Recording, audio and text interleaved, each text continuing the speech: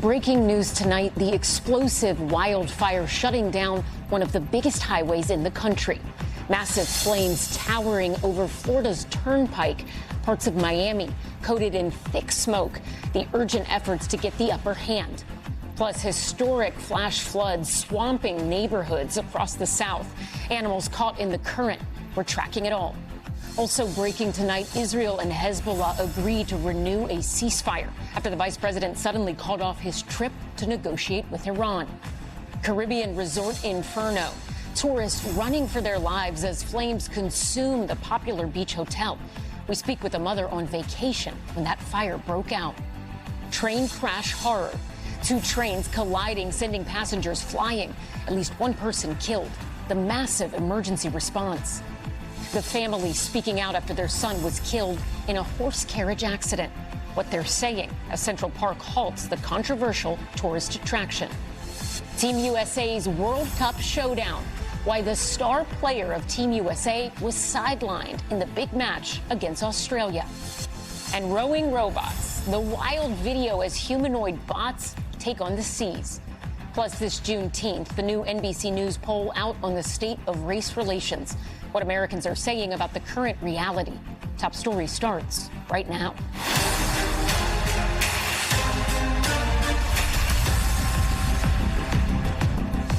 Good evening. I'm Ellison Barber in for Tom. We begin tonight with millions under that severe weather threat. Wildfires raging out of control in Florida, closing major stretches of the turnpike there as that deadly flood emergency grips the South. These are the huge flames engulfing parts of Miami-Dade County. More than 20,000 acres burned as firefighters battled the fires in extreme heat. The sky there completely blanketed in thick plumes of smoke. Hundreds of residents forced to evacuate. Other parts of the South underwater after Tropical Storm Arthur. Entire neighborhoods in Mississippi submerged, cars ditched in the raging floodwaters. Rescue crews dispatched to those hardest hit areas, bringing people and their pets to safety. This scary scene in Mobile, Alabama, water pouring onto the causeway, threatening to wash the key roadway out entirely. We've got our team spread out tonight covering the fires and the floods. Bill Cairns is standing by to time it all out. But we begin tonight in Florida. NBC's Jesse Kirsch is live from the fire zone. Jesse, the images are just stunning. The fire shutting down the highway. Where do things stand now? Are firefighters any closer to getting them contained? Yeah, Ellison, what I can tell you visually is the situation appears to have improved dramatically in the last hour or so. Earlier, we had thick black smoke shooting up pretty much right over my shoulder along the highway back there. That plume of smoke has now gone. There were also massive areas with gray smoke that were emanating from that same broad area. That has all seemingly dissipated. There are still some stretches across the sky, but by and large, visually, it looks much better than it did earlier today, and you can see how bad those images looked earlier. Online, what we're still seeing from officials is the same containment number, 60% for one fire, 80% for the other. And we have also not had any update about the shutdowns of roadways. At least at one point today, about 6 exits of Florida's turnpike were shut down in one direction, a major highway here in the Miami area. So they've been trying to keep, and that's because the fires, as you can see from some of these images, were so close to the roadway itself. About 200 people, we're told, have been asked to evacuate in the midst of all this, which has been a days-long situation out here. And again, we're still trying to get some clarity on where things stand from a containment perspective, but I can tell you visually, at least, it looks a lot calmer. And for someone who is driving through the area now versus earlier this afternoon, they would probably have a lot lower level of alarm in their mind, because it does look substantially better than it did earlier, Ellison.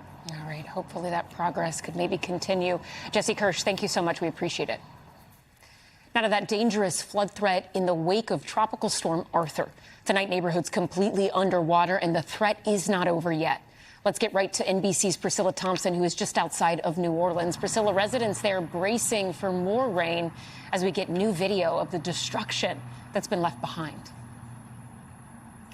Yeah, Ellison, folks here have spent the day trying to clean up, getting those blue tarps up to cover and save what they can before more rain begins to move in here. We just saw flashes of lightning and are hearing some thunder in the skies here now. But there are other parts of the South that are completely underwater right now. In Louisiana and also in Mississippi, you're looking at Kill, Mississippi, there where those homes are just inundated with those floodwaters. We've also seen vehicles and the floodwaters just rushing past cars. Really devastating images that are coming out of the South. More than 180 homes in Louisiana believed to be flooded, according to the National Weather Service. We've seen people trudging through this chest-high water in some areas, trying to get what they can. We were in a neighborhood in Mississippi where they were doing water rescues, trying to get people out. The sheriff going door to door, telling people to evacuate. And so that is some of what people are dealing with. We know that at least one person has died, a county road worker in Mississippi who died while trying to clean up. And there's also concerns about some of the dams in Mississippi. Two of the dams, the Swan Lake Dam in Harrison County and the Anchor Lake Dam in Pearl River County. And in fact, yesterday they issued a warning saying that that dam could fail. They were evacuating people, urging people to seek higher ground. We now know that they do expect that dam to hold, but this is not over yet. We're continuing to see rain. Rivers are continuing to crest. And so officials are urging people to continue to be weather aware because we're not quite out of the woods just yet here. All right. NBC's Priscilla Thompson, thank you. Let's bring in NBC News meteorologist Bill Cairns now for more on what to expect this weekend. I mean, Bill, a lot going on. Let's start with this timing out this severe weather threat. Yeah, we have a lot of water we still have to get rid of, and it would be nice if it would actually stop raining. Where Priscilla was located, not too far away from there, some pretty powerful thunderstorms that they're going to be dealing with. So as far as the maps go, today we have not had the concentration of widespread heavy rain. It's been more concentrated, and we've really been focusing on southern Alabama. We do have scattered thunderstorms everywhere, but this area here where you see this maroon box, this is a flash flood warning for a good chunk of southern Alabama. This is where another 3 to 6 inches of rain fell today, on top of the 3 to 6 inches they got yesterday. We still can see isolated flash flooding as we go throughout the rest of the day. One of those areas that Priscilla was just mentioning, here's New Orleans, and you see all the lightning strikes and very heavy rain. It's not really moving much, so it wouldn't surprise me if we start getting a flash flood warning here on the northeast side of New Orleans. Downtown looks okay. Up by the lakefront, and as you head across the bridge, that's where the worst of that storm is. And there was a tornado warning for that, but that is now expired, so we're not concerned with that. Additional rainfall in the south, especially the areas around Houston, could possibly get another 1 to 2 inches over the weekend. It's not going to rain the entire weekend, but you will get some storms. As far as severe weather goes, watch out in areas of Kansas and Nebraska, isolated strong storms with large hail, damaging wind, and even a few tornadoes. Then on Father's Day, from areas of Kansas, much of Missouri, southern Illinois, into areas of northern Arkansas, isolated strong storms. Not as many tornadoes, but wind damage will be a big threat as we head through Father's Day. Not what we want, Ellison, for anyone outdoor plans. Yeah, Bill, Jesse mentioned that it seemed like conditions were maybe starting to improve in Florida in terms of that fire. What are you seeing in terms of conditions there? Yeah, this is so unusual because Florida doesn't typically have fires this time of year. Early in the spring, yes. But then the rainy season usually begins at the end of May, definitely in June. But you notice the radar today, just a few strong storms in the interior, nothing from Miami. The fire's located right about here, and they haven't had much rain in the last 2 weeks. Forecast over the next 2 days, less than a half an inch of rain. So the firefighting efforts are going to continue. We really need just to get a big soaking rain, and that's not in the cards. And this is Florida in the summer. Look at these temperatures as we go throughout the weekend, all into next week. Temperatures in the low 90s, mid 90s. Heat index is going to be high. It's going to be a while. This is a very unusual start to our summer season on Sunday. All right. Bill Cairns, thank you. Turning now to another massive fire we're tracking, this one torching part of a popular resort in the Dominican Republic. Firefighters racing to the scene as flames engulfed part of the beachside property. NBC's George Solis has the video. Tonight, terrifying scenes in the Dominican Republic. A massive fire tearing through the Viva Dominicus Beach Resort, popular with tourists on the country's southeastern coast. Flames ripping through the roof, firefighters rushing to respond. The fire appearing to engulf a significant portion of the resort. Thick smoke pouring into the air near the country's iconic white sand beaches and turquoise water. One local man sending NBC News these images taken from a boat, showing the scale of the massive blaze. Yeah, it was definitely definitely frightening to see. Canadian Nicole Andrewsishin is on vacation at the resort next door, capturing several videos of the dramatic incident. A helicopter did come and start scooping water out of the ocean and was dropping it on the fire, and it took a long time, it felt like, to get it sort of contained. NBC News reached out to Viva Dominicus Beach by Wyndham and was connected to a reservation department representative who confirmed a fire on the property broke out around 11 a.m. today. This video appearing to show the charred out aftermath near the resort's front entrance. A major blaze burning through a vacation paradise. And George Solis joins us now with more. I mean, George, the images are so dramatic. Is the fire still burning at this hour? Yeah, Allison, fire seems to have been contained. Nicole, who you heard from there, told us that it does seem that the worst of it is over. She's not seeing much of the smoke. Obviously, still some questions remain, and also lingering questions tonight about any fatalities or injuries. We also reached out to Wyndham's corporate office tonight, but did not hear back. Allison? George Solis, thank you. To the UK now, where at least one person was killed and dozens more seriously injured when two passenger trains collided. Sky News correspondent Shimon Freeman Powell is at the scene. Well, a major incident has been declared here in Bedfordshire. The emergency response is still well underway after that collision involving two London-bound trains, one travelling from Nottingham, the other travelling from Corby. Now, Sky News understands that one of the trains was stationary when it was hit from behind by the second train, causing multiple people to suffer serious injuries, and sadly one person we now understand has died. Now, all patients with the most serious injuries were taken to nearby hospitals, and we know that those that experienced minor injuries were treated at the scene. There has been a heavy emergency service response here in this area. I've counted more than a dozen fire and rescue trucks, as well as dozens of ambulances and police vehicles too, all responding to the scene and asking for people not to make their way here. Of course, their immediate focus is to ensure that all passengers that were on the train were able to get off of those trains safe and sound. That's also been a priority from our Prime Minister too, Keir Starmer, who shared on social media a statement. He commented on the hugely concerning incident, is how he described it, that took place today, saying that his thoughts are with the family of the person who has sadly lost their life and with those who have been seriously injured. Shimon Freeman Powell, thank you. To an update now on that shaky ceasefire in the Middle East. Israel and Lebanon agreeing to pause strikes after a new round of fighting threatened U.S. talks with Iran. President Trump telling NBC News he asked Israel to agree to this new ceasefire, calling it positive. It comes after intense Israeli airstrikes in southern Lebanon that killed dozens of people, and after Vice President J.D. Vance abruptly canceled his trip to Switzerland, where he was set to meet with Iranian leaders. Our Gabe Gutierrez is following it all from the White House. And Gabe, you spoke to the president this afternoon. What more can you tell us about why the vice president's trip was canceled? And in terms of negotiations, when could those resume? Well, Ellison, there were a lot of fast-moving developments on this overnight.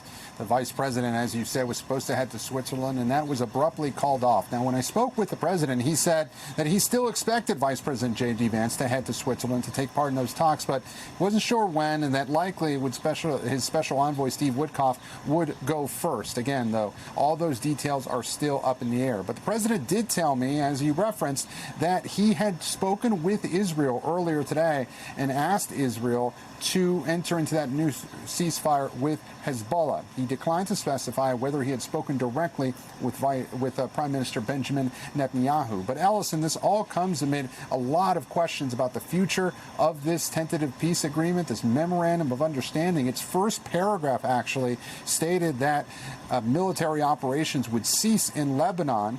But as you know, Ellison, Israel is not a part of this memorandum of understanding. It's not a party to it. So there were always huge questions about how this would play out, whether Israel would refrain from attacking Hezbollah in Lebanon. Now, for its part, The IDF says that it only fired during this latest round because 4 Israeli soldiers were killed.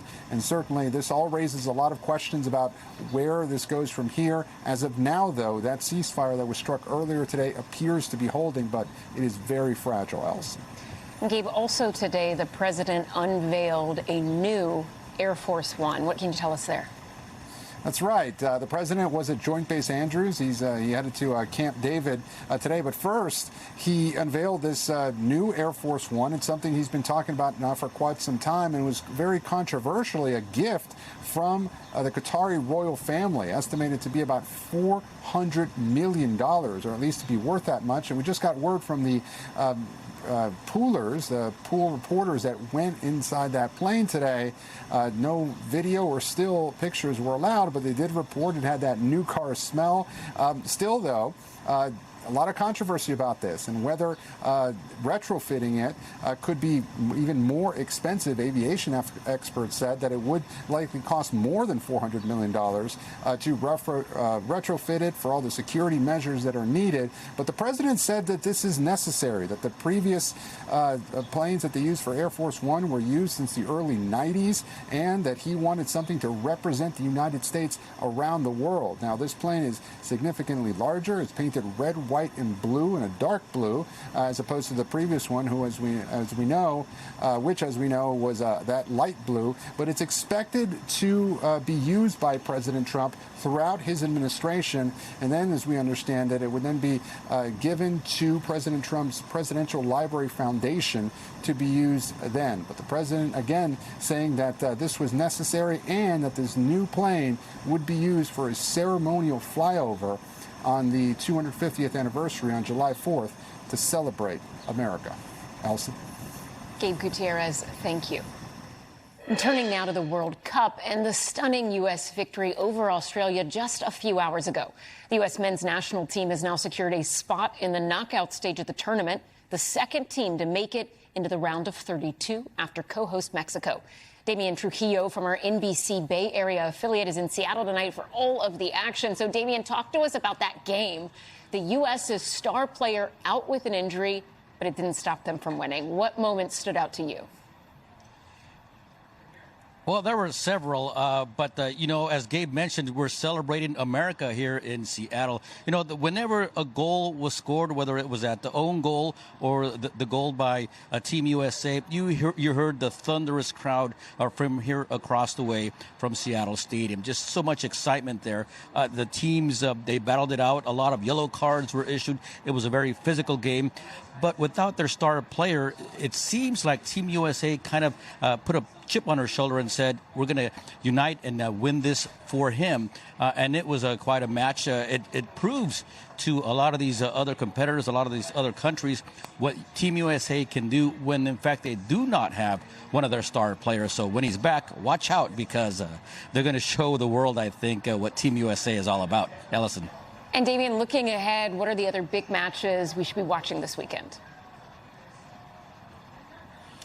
Well, if you enjoy sports, you're going to feel like a kid in a candy store this weekend. There are 8 critical matches this weekend. One is being called the All-European Blockbuster between Sweden and the Netherlands. That's on Saturday. We can't forget also on Sunday about Spain. They play Saudi Arabia, and then Iran is also playing on Sunday. We know what kind of controversy they've stirred here. They play Belgium, so that should be kind of a significant match.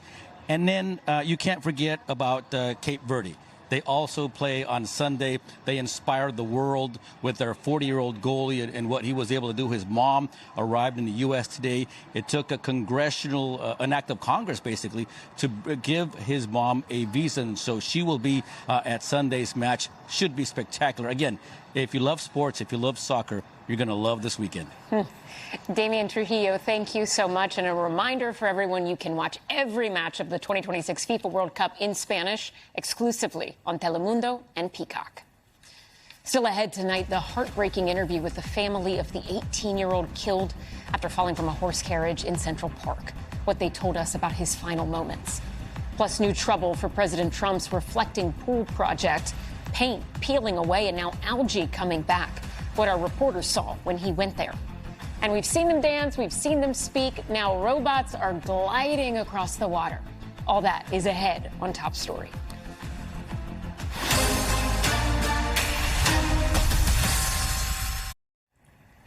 Back now with an update on that deadly horse-drawn carriage ride in Central Park.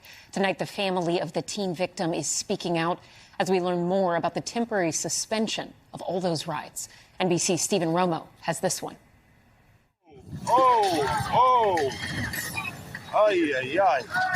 Tonight, the family of the teen killed after being thrown from a carriage in Central Park is speaking out. My son, Romanch Majan, was a brilliant, obedient guy, and it's a big loss to our whole family. The tragic accident happened Wednesday afternoon. This photo of the family who were visiting from India taken just minutes before the crash. So we never knew that this is the last days of his life. Video shows the runaway horse carriage with the family of 4 on board crashing into another horse. The carriage toppling over onto its side. That's crazy. The family of 18-year-old Romanch Mahajan telling NBC News he leapt out to help his mother, but fell, hitting his head on the ground. The last word out of his mouth were mom. Like mama, so which means in Hindi is like mama and then mom in English. According to the Carriage Drivers Union, the driver got out to take a photo of the family, breaking one of its rules. Carriage rides now temporarily suspended in Central Park until Tuesday, as the union looks at retraining its drivers. Whatever that looks like, we have to define that, and then that becomes a mode of the training. Although extremely unfortunate and sad, a springboard to make the industry safer. The carriages have long been an iconic sight in Central Park. The tragedy renewing calls to ban them. Stephen Romo, NBC News, New York. Now to Washington, D.C., in the latest snag in President Trump's multi-million-dollar effort to renovate the Lincoln Memorial's reflecting pool and make it American flag blue. Just days after it was refilled, algae has turned the pool green once again. You can see the comparison from last week to yesterday. The Interior Department now using vacuums to remove the green algae from the bottom of the pool. Though over the past few days, our NBC News team has spotted chunks of blue paint peeling away and floating to the top. NBC's Gary Grumbach is at the National Mall for us tonight to take a closer look. Gary? Hey there, Allison. Most people are coming to the National Mall here in Washington, D.C. to see some of the historic sites. But today, they're here to see the historic levels of algae that has grown in the reflecting pool. You see, this all started because President Trump wanted to paint the bottom of this reflecting pool American flag blue. That was his term. Instead, what he got here is a little bit of algae green instead. The algae has grown over the past couple of days because of the hot weather here in D.C. And workers are cleaning it up. They're vacuuming it up, as you can see. They've poured some hydrogen peroxide into the water. They're using advanced nanobubbler technology, it's called, to sort of get rid of the algae. But what that has led to is this, and I want to show you this here into the water. You've seen some of the ground of the reflecting pool actually peeling up because of some of the cleaning products that have been used to try to get rid of this algae. So some of this American flag blue peeling up off the ground of the reflecting pool. So instead of American flag blue, what you really got is algae green. Gary Grumbach, thank you. And coming up next here on Top Story, the felony charges against popular comedian Carlos Mencia, the financial crimes he's accused of. But first, Top Story's top moment, and a feathered FIFA fan becoming the unofficial mascot of the World Cup in Mexico. His name is Merlin the Duck, and he's quickly waddled his way into soccer stardom.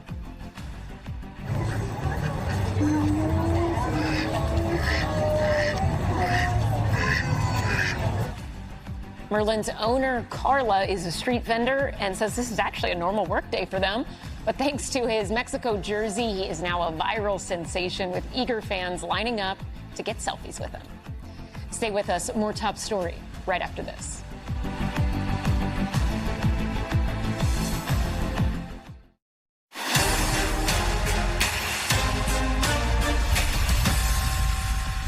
We're back now with Top Story's news feed, starting in Japan, where students had to be evacuated after a fire at an elementary school.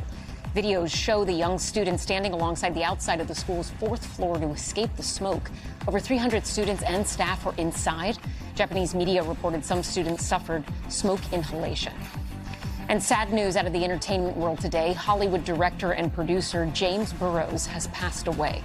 Burrows was known for his work in television as the co-creator of the NBC comedy Cheers. He also worked extensively on other iconic NBC sitcoms like Friends, Taxi, and The Mary Tyler Moore Show, where he got his start. He won 11 primetime Emmys. James Burrows was 85 years old. Comedian Carlos Mencia facing 12 felony charges for failing to pay taxes on more than $8 million in earnings. The comedian was arrested on Thursday in Los Angeles. Mencia allegedly owes $300,000 in state taxes on income of $8.7 million. He's being held on bail and has yet to enter a plea. Mencia is expected in court on Monday and, if convicted, faces more than 11 years in prison. And take a look at this. Robots rowing alongside human athletes. Two humanoid robots paddling alongside humans in the Dragon Boat race in southwestern China. The event was a preview for the 2026 World Humanoid Robot Games coming to Beijing in August. And back here at home, today's celebrations are taking place all across the country in honor of Juneteenth. The federal holiday commemorates the end of slavery in the United States and serves as a time to reflect on the progress toward unity. But a new NBC News poll is giving us a fresh look at how Americans see that progress today. Respondents were mostly split when asked about race relations in this country, with a slim majority saying it's very or fairly bad. For more on the Juneteenth holiday, I want to bring in NBC News correspondent Shaquille Brewster. He joins us now from Chicago. Shaq, you are at the nation's oldest independent Black History Museum. Talk to us about what you're seeing and how people are celebrating this day.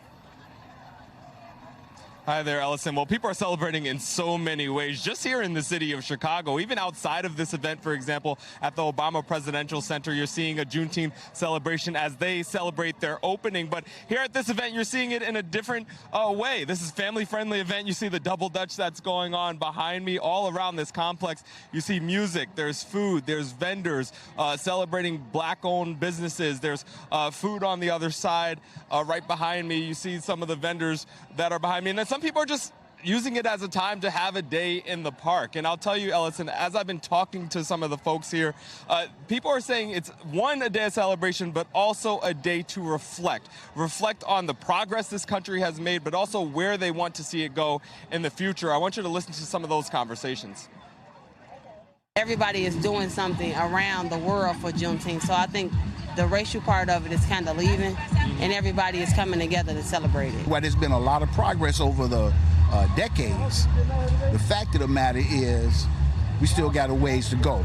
60 years hence from this time we got, the Voting Rights Act signed and stuff like that, and now 60 years later, that whole process is being removed.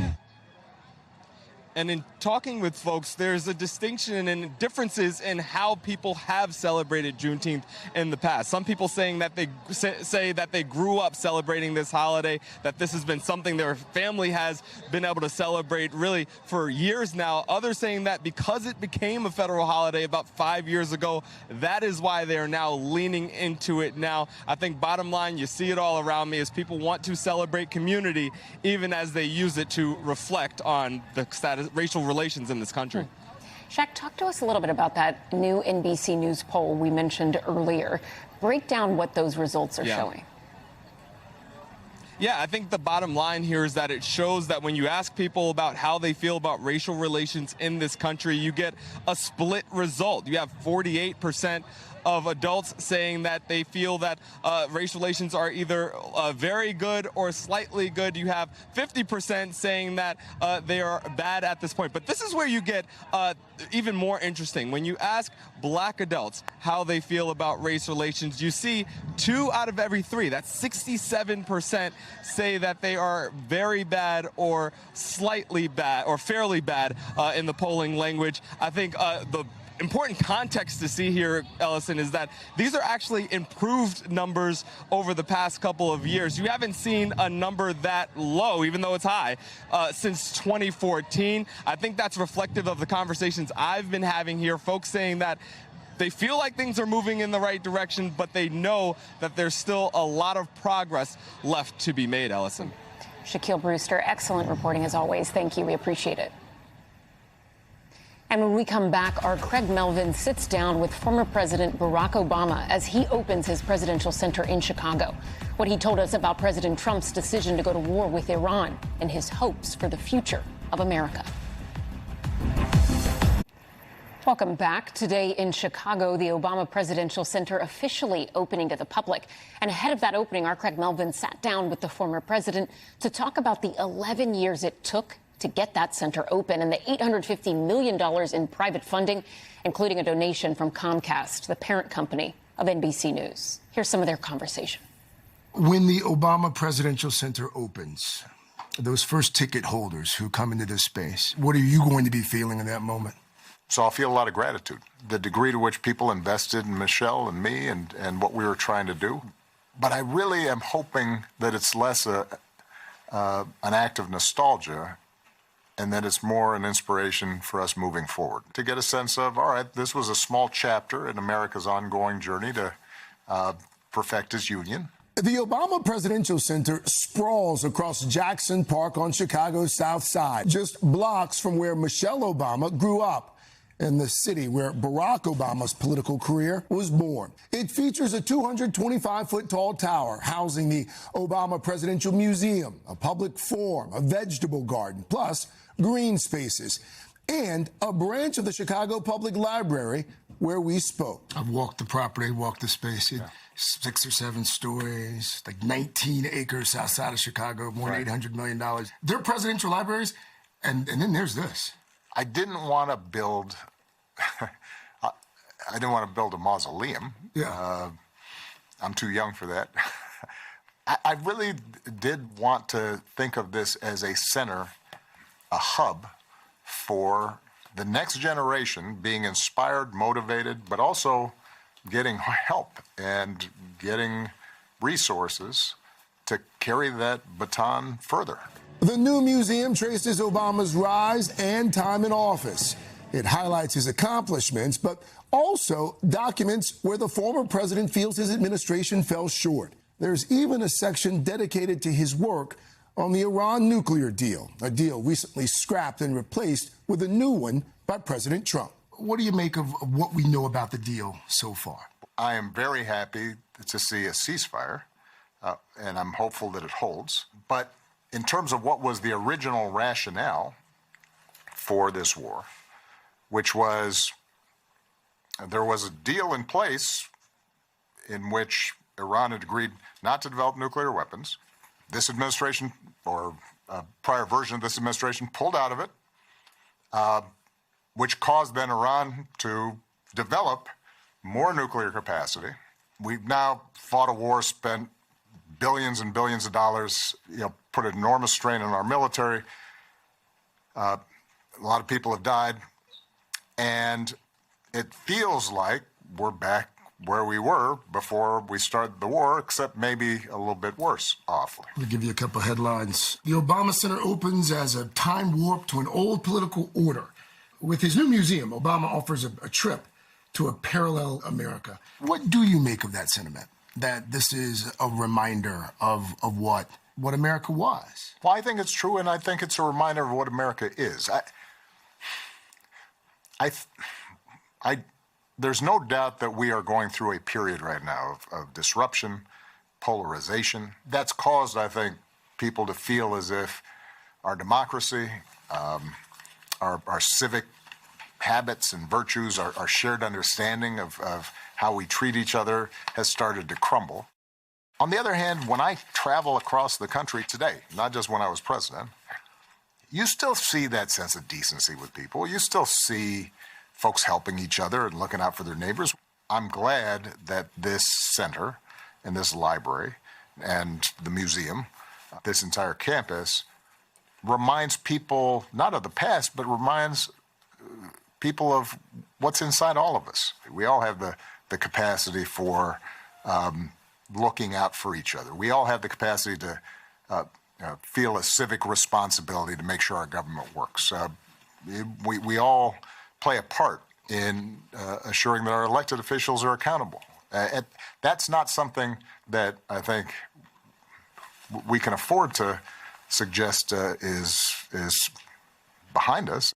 Do you think in the current climate that someone like you, with your background and your story, do you think that you could break through now the same way you did back in 07, 08? I do think it's harder because of the nature of your business, the media.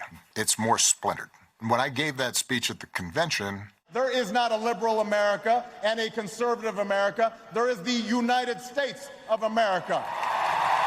Suddenly I'm a national figure because all the networks covered it. And the challenge we now have is that the media is so splintered that people who are doing excellent work, people who are just as gifted or in some cases more gifted than I am to communicate people's aspirations, hopes, and dreams, who are really doing great work at state and local levels, it's harder for them to break through. I think we're in a transition period where there are a lot of Barack and Michelle Obamas out there doing cool stuff, but our politics hasn't quite given them the space platform yet. Okay. Media hasn't shined a spotlight on them yet. At his side through 8 years in office and everything else, former First Lady Michelle Obama. Her touch felt throughout the center. From the gowns to the garden to that sledding hill that she didn't have when she was a little girl. Michelle Obama's fingerprints are all over this place. All over this place. What do you want folks who come here to take away with regard to her legacy? That she was a full partner, that her journey is just as improbable as mine. She grew up, like I said, 10 blocks from here in her aunt's house because her parents didn't own the house. And that little girl, Michelle Obama, ended up being the First Lady of the United States and was as powerful an ambassador for America and occupied that office with as much warmth and class and dignity and beauty as anybody could. Something else near and dear to the former president's heart, sports. One of his favorite exhibits includes the unique memorabilia he's collected over the years. He actually had custom high tops that he wore while he played basketball at the White House. Known to shoot a few hoops himself during his time in office, his center even includes an NBA regulation-sized basketball court. So it was no surprise to hear he was glued to the recent NBA Finals. But, Mr. President, all those years in office, you were talking about hope and change. And who knew that you were talking about the New York Knicks? Listen, my first real basketball hero was Walt Clyde Frazier. And I loved those 70s Knicks. And I've got a lot of friends from New York. And I know a lot of long-suffering fans. Yes. That I could not be happier for. So kudos to them. What an incredible run. Captain Brunson put them on their shoulders. But perhaps the most meaningful part of the center is an exhibit that focuses on the letters Obama received from the public while in office. I understand that one of your favorite parts is this multimedia display. And it shows letters. Yeah. Some of the letters every night that you would send. Right. 10 letters a day. 10 letters a day. Yeah. Out of the 40,000 we were getting. There was one in particular that caught my attention. There's a 7-year-old girl. Her name's Emily. Yeah. And when she wrote the letter, she was the same age as Sasha. She lost her mom to cancer. Yeah. She said that before her mom died, she was able to go in her wheelchair and vote for you in 2008. And you wrote her back, of course, and you said that you wrote about losing your mom, too, at an early age and how that shaped you. She heard that her letter was featured here in the library. And she wanted to send a message. I feel a lot of emotions right now, mainly peace and pride, knowing that my mother's legacy continues to live on, not only through myself, but now at the Obama Presidential Center. I also feel very grateful to be able to report back 17 years later, and I'm happy to say that I was able to graduate college with a BSN and have since become a registered nurse. I would like to take this opportunity also to thank President Barack Obama for everything he has done, as well as always reminding me to dream big dreams. Oh, well, all right. So, I can tell that's a setup, but I appreciate it. What a wonderful message. You know, those letters those letters would come every night. And what they helped me do was to just remind me that I used to tell my staff, you run elections and get elected, but the end point is, are you delivering something to make the lives of folks a little bit better who sent you? And those letters reminded me of that. Some of my favorite letters were from Republicans who would say, I didn't vote for you, I don't agree with anything you're doing, but you seem like a good dad, and I appreciate that. Yeah. And what that video that you just showed me speaks to, I hope when people come here, they're not just fixated on some speech I'm giving, not just fixated on Michelle's dresses. More than anything, as you've seen in these exhibits, you'll hear the voices of the American people. And that, I think, will give you encouragement. That makes you feel that the idea of America as a multiracial, multi-ethnic, multi-religious, raucous, noisy democracy, that can work. I think their voices are what makes you feel confident in the future. Thanks so much for watching Top Story. For Tom Llamas, I'm Ellison Barber in New York. Stay right there. More news is on the way. We thank you for watching, and remember, stay updated on breaking news and top stories on the NBC News app or watch live on our YouTube channel.